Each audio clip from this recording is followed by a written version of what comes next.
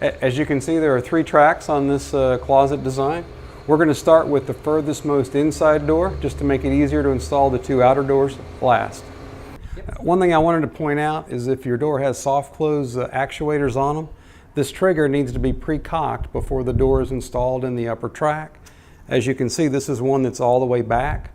Before that door were to be installed, you're going to want to pull that trigger and cock it closest to the outermost portion of the door. That is much easier to do when the door has not been installed than after the door is already placed in its hole. Okay, the installation sequence works best when you tip the door back far enough to get it lower than the upper track. And you're basically moving this into the pocket, and then you're coming in and setting it on the bottom sill. You'll hear that trolley wheel pop into place when it's on the track properly. Okay, what I'm doing here is I'm adjusting the bottom wheel to give me a little bit more of a lift on the door. Okay, a door that's properly adjusted on the bottom rollers will travel the length of the bottom track without any contact with the bottom sill.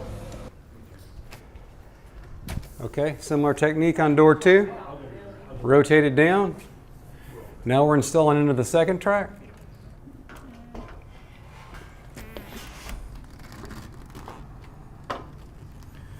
Okay.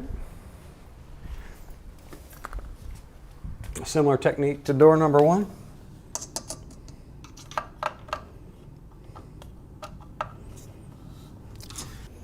And it just takes a little bit. And now it's nice and smooth. Okay. Okay. Actuators pre-cocked. Yep. Both sides? Yep. Okay. Now we're in the outermost track position.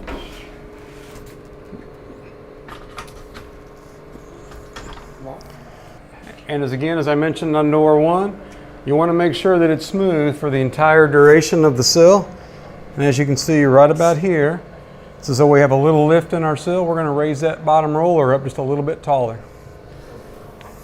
Okay, so we've adjusted this one up. Now it runs full length without any rubbing on the bottom sill.